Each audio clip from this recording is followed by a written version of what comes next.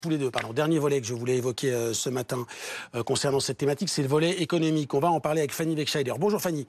L'escalade donc militaire fait craindre des difficultés d'approvisionnement et hausse des approvisionnements pétrole et hausse des prix évidemment chez nous. Que peut-on dire de la situation en ce samedi matin ? Eh bien, on le sait, hier, le prix du baril de pétrole brut a explosé sur les marchés. Selon les marchés où il est vendu, on a constaté un prix autour de 79 $ le baril.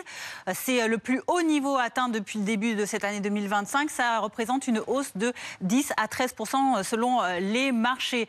Alors, la situation, elle est inquiétante à plusieurs titres, tout simplement parce que le Moyen-Orient concentre un tiers du pétrole qui est acheté dans le monde entier, mais aussi parce que l'Iran est situé ici, au large du détroit d'Ormuz, et c'est là que transite un baril sur 5 de pétrole. Alors si l'Iran décide de perturber le transit de ces bateaux ici, de ces pétroliers, eh bien ça pourrait entraîner encore une hausse plus grande. Les experts pensent à pourquoi pas 120 $ le baril. Ça pourrait donc augmenter de plusieurs dizaines de centimes le prix du litre à la pompe à essence ici chez nous.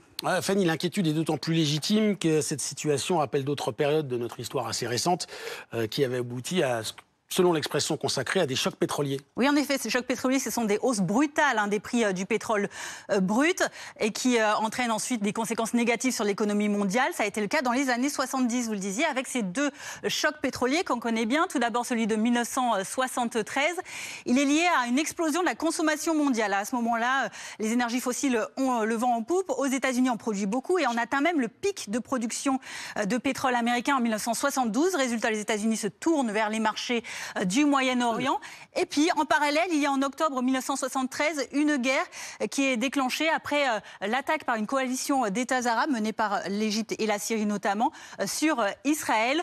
S'ensuit une décision de l'OPEP, l'Organisation des pays exportateurs de pétrole, d'augmenter le prix du baril de 3 $ avant la crise à 12 $ en janvier 1974, soit une multiplication par 4, vous le voyez, qui a entraîné ensuite derrière une baisse de la consommation mondiale et une inflation très forte. 6 ans après, deuxième choc pétrolier, 1979.